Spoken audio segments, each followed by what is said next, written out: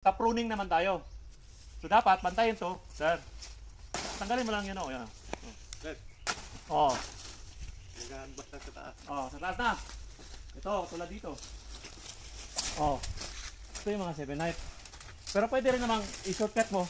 Pati sa baba, ito gagamitin pag marunong ka na. Pinapakita ko lang yung standard namin, ha. Yan.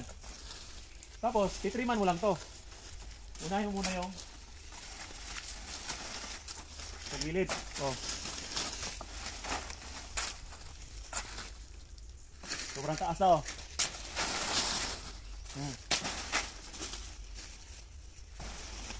So, sobrang taas na.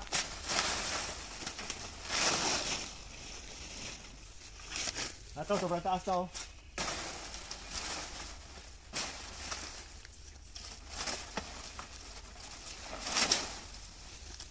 So, pinantay lang natin yung taas, sir. Ito. Nagalan mo to, sobrang taas na, oh.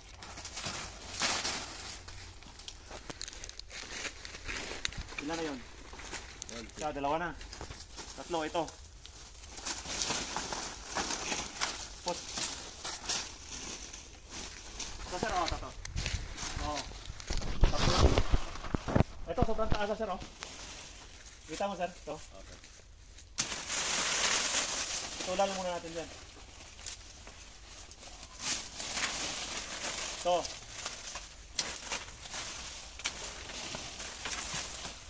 Ito, sobrang taas, oh.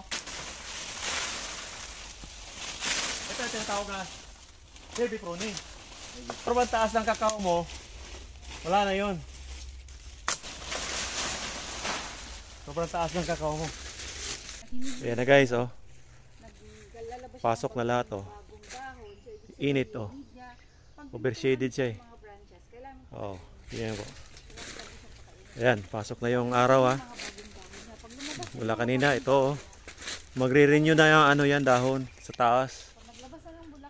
Tapos bastante na yung ano, okay na yung puno natin dito. Ito, maganda na rin sa taas. Parang ganyan dati yan, oh. Hindi talaga bubunga yan na maayos. Kaya kailangan na ng heavy pruning, renewal of leaves.